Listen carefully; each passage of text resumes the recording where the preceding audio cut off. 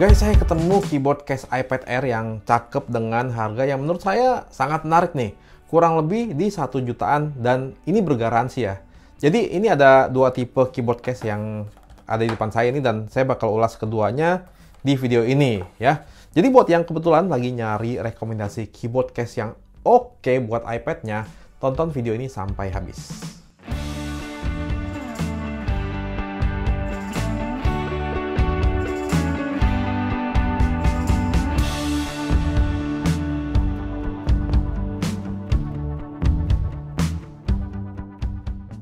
Oke, disclaimer dulu ya, untuk iPad yang saya gunakan ini adalah iPad Air 4. Jadi keyboardnya juga keyboard untuk iPad Air 4. Tapi untuk tipe iPad lainnya juga ada di toko tempat yang jual ini dan harusnya dengan model yang sama, experience-nya juga sama gitu ya. Oke, latar belakang saya nyari keyboard case iPad sebenarnya satu ya.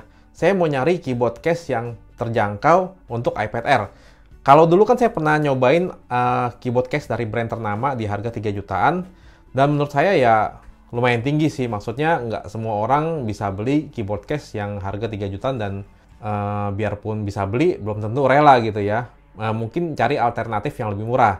Terus selama ini saya sering cari keyboard case yang berapa ratus ribu itu. Saya lihat modelnya itu yang kayak agak kurang gitu. Yang model case iPad biasa, terus yang keyboardnya nempel ke case-nya pakai iPad, bisa dilepas-lepas gitu, bisa geser-geser gitu. Pokoknya saya nggak demen sih kayak gitu, kurang srek lah, kurang cakep gitu.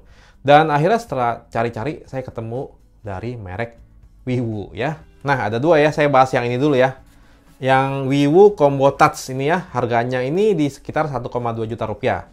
Nah, untuk desain keyboard ini dia berjenis detachable ya, jadi bisa dilepas pasang. Mirip sama keyboard Combo Touch yang pernah saya coba yang 3 jutaan yang dulu ya. Jadi antara keyboard sama case-nya ini ya sistemnya begini, bisa dilepas dan dihubungkan dengan magnetik yang menurut saya cukup kuat ya. Sekarang kita ngomongin material case-nya dulu ya. Ini itu kayak hard case gitu, plastik ya, hard case. Terus bagian belakangnya ada lapisan lagi. Dia feels-nya lembut, finishing-nya beda ya, kayak rubber gitu, halus dan lembut. Dan ini adalah kayak stand-nya gitu, bisa ditekuk-tekuk ya, sampai 90 derajat ya. Nah, pasangnya gampang ya. Selipin aja di sini, cetek, udah kepasang, ini udah kayak case biasa gitu ya. Cukup tipis juga, nggak gitu tebel. Ini sih asik kalau misalnya lapisan ini tuh model magnet gitu, jadi bisa dilepas gitu. Jadi kalau kita pakai iPad ini dalam mode tablet, bakalan terasa lebih tipis lagi. Tapi ya udah cukup oke sih begini. Oke, untuk keyboardnya ini finishingnya kayak bagian belakang case tadi ya. Jadi halus-halus gitu kayak rubber gitu. Di sini ada tempat buat pensilnya. Terus ini full side keyboardnya dan ini adalah sistem magnetnya di sini. Jadi kita tinggal tempel begini ya. Nah, seperti itu. Oke, praktis ya. Ya memang pengalaman saya pakai case seperti ini tuh nyaman dan praktis. Jadi selain dipakai untuk mode laptop kayak gini, ketika nggak mau pakai keyboardnya, mau pakai mode tablet, tinggal dicabut aja dan iPad-nya tetap terlindung oleh case-nya ya. Oke, untuk stand-nya kan tadi bisa sampai 90 derajat ya. Nah, kalau untuk pas dibuka 90 derajat ini, dia juga bisa untuk mode vertikal gitu ya. Jadi ini berguna kalau kalian misalnya lagi mau pakai iPad ini buat baca gitu ya misalnya, atau apa ya, video call mungkin kan kameranya ada di tengah sini. Untuk lubang-lubangnya sih menurut saya presisi, rapi semua. Dan untuk port Type-C-nya juga ini pas ya. Jadi kalau dicolok dia nggak mentok di case-nya sini. Oke, untuk bagian sisi yang ada tombol volume ini terbuka ya, nggak tertutup oleh case. Nah, ini bisa buat taruh pensil nih. Jadi bisa buat ngecas pensil juga. Untuk slot pensilnya di sini dia sistemnya magnet ya. Jadi nggak perlu takut jatuh ya, nggak perlu takut lepas ya. Pas ditaruh di sini. Oke, kalau kita pasang keyboardnya dan pakai di mode kayak laptop gini, ini keyboardnya rada naik ya. Nah, ini karena tadi kan ada slot pensilnya di bawah sini ya. Jadi dia posisinya naik gitu dan ini malah bikin lebih nyaman kalau kita pakai buat ngetik. Jadi nggak pegel ya kalau ngetik kayak gini kan dibanding kalau misalnya posisinya rata gitu. Nah, kalau dipakai untuk ngetik sih ini udah nyaman nih saya bilang ya. Tombol-tombolnya ini pas ditekan memang nggak seempuk MacBook misalnya. Tapi nggak keras juga dan cukup tactile gitu. Jadi ini udah enak banget sih. Ukurannya memang nggak gede ya kayak misalnya laptop gitu 13 inci, tapi kalau kalian pakai sebentaran ya lama-lama juga terbiasa sih saya bilang. Terus baris atas keyboardnya ini ada tombol-tombol shortcut juga, kayak untuk setting brightness, untuk screenshot, terus bisa untuk ngatur volume juga di sini. Dan keyboard ini juga dilengkapi oleh backlight ya, dan warnanya ini bisa kita ganti-ganti. Ini ada 7 macam warna yang bisa diganti ya. Terus kita juga bisa mengatur brightness-nya. Kalau untuk touchpad-nya nih ukurannya standar sebagai tablet ya, sebagai keyboard tablet. Dia nggak gitu besar, tapi ini lumayan responsif sih menurut saya dan mendukung multi gesture-nya iPad juga.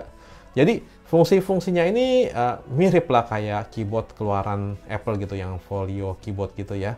Terus untuk pengoperasinya nyaman, enak, responsif juga gitu ya untuk multi gesture dan lain-lainnya.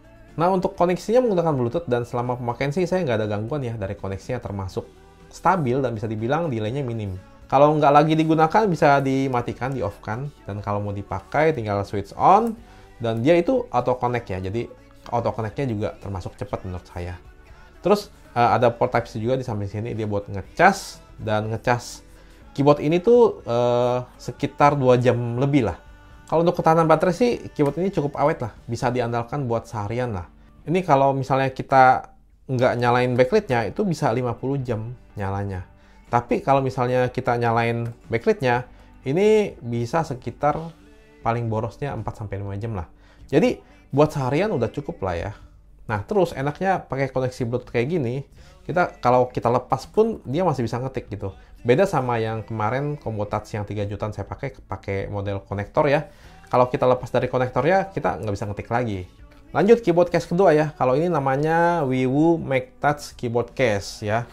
Kalau ini harganya lebih murah 200.000 dari yang Combo Touch tadi. Kalau ukurannya sih lebih lebar sih saya lihat. Kalau ketebalan mirip-mirip lah. Oh lebih tebal MakeTouch sedikit ya. Lebih tebal sedikit. Cuma yang Combo Touch kan ada tonjolan pensilnya. Kalau ini nggak ada. Nah untuk Wiiwu MakeTouch ini konsepnya mirip sama yang tadi. Pakai sistem magnet gitu. Tapi ininya bagian yang menempelnya, bagian magnetnya itu beda sama yang tadi ya. Jadi ini kayak ada lebih lebar gitu di sini. Dan nempel di bagian belakang sini nih. Nah, terus yang beda lagi nih finishingnya ya. Kalau tadi halus gitu, ini lebih kasar dikit. Tetap lembut sih. Terus dia looks-nya itu kayak dikasih pattern kayak bahan dari pabrik gitu. Jadi ya mungkin ini yang bikin jadi rada sedikit kasar. Oke, yang beda lagi itu adalah stand-nya ya. Kalau tadi kan Combo Touch stand-nya dibuka dari bawah ya. Kalau ini dibukanya dari atas. Dan ini juga bisa dipakai untuk mode vertikal gitu. Nah, kalau bagian dalamnya sini beda nih sama yang tadi. Kalau tadi kan kayak hard case gitu. Kalau ini kayak silikon gitu ya. Jadi lebih apa ya namanya? Lebih elastis ya. Untuk copot pasangnya lebih mudah ya. Karena pakai silikon jadi lebih lentur gitu. Untuk lubang-lubangnya juga presisi. Bagian port Type-C juga ada celah buat colok kabel. Nah, kalau yang tadi kan bagian sisi volume terbuka, kalau ini tertutup. Cuma ini tetap bisa pasang pensil juga. Gitu. Nah, posisi keyboardnya ini juga agak naik ya. Jadi miring. Walaupun nggak ada slot pensil yang ngeganjel kayak di Combo Touch ini. Ini kenapa? Karena ternyata ini itu dia nempel ke bagian bawahnya. Jadi bisa ditarik itu jadi rata gitu. Nah, kalau dibuka kayak gini, dia tuh ada tempat buat naruh pensil ya di sini. Kalau untuk keyboard ini saya nggak bahas lagi karena ini layoutnya mirip banget, feels-nya juga mirip, dan fungsi-fungsinya sama ya, termasuk bagian shortcut atasnya sini mirip sama Combo Touch tadi. Oke, jadi di antara kedua keyboard ini secara overall ini dua produk yang sangat worth it banget di harganya.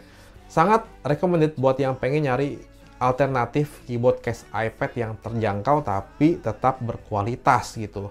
Ya meskipun banyak keyboard case yang lebih murah, tapi saya rasa ini yang menurut saya lebih mendekati keyboard iPad yang mahalan gitu. Baik dari segi material maupun desainnya. Udah itu bergaransi pula. Ya daripada kalian beli keyboard yang 500-600 ribu, mending nambah dikit lah.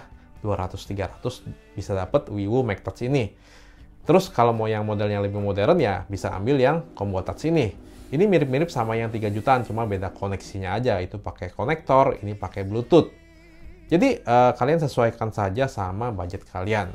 Oh ya, satu lagi saya mau bahas, ini pensil dari tadi bukan pensil dari Apple ya, tapi ini juga dari merek Wiwoo.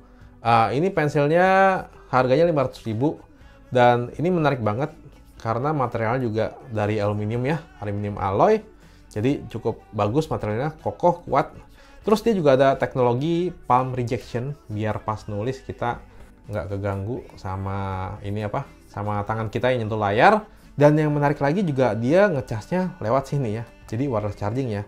Dan info baterai dari pensil ini bakal keluar di iPad juga. Sayangnya aja yang nggak ada di sini adalah pressure sensitivity ya. Tapi untuk harganya sih saya bilang udah wajar, udah oke banget. Dan untuk delaynya juga menurut saya masih aman ya. Untuk gambar-gambar, nulis-nulis sih udah oke banget buat saya, buat yang anak sekolah, saya bilang udah cukup banget sih harga 500.000 dibanding pensil dari Apple tuh kalau nggak salah 2 jutaan ya. Oke, ya udah, kalau kalian tertarik sama produk-produk tadi, link penjualannya, link pembeliannya saya sertakan di kolom deskripsi di bawah. Pastikan beli di link itu karena kalau saya cek dan tanya-tanya, tokonya ini itu distributor resmi dan dikasih garansi untuk produk-produk tadi. Kalau nggak salah garansinya 12 bulan. Ya sudah, sekian dulu video kali ini. Semoga video ini bermanfaat ya buat kalian. Terima kasih udah nonton video ini sampai habis. Dan ditunggu aja video-video rekomendasi gadget lainnya dari kami.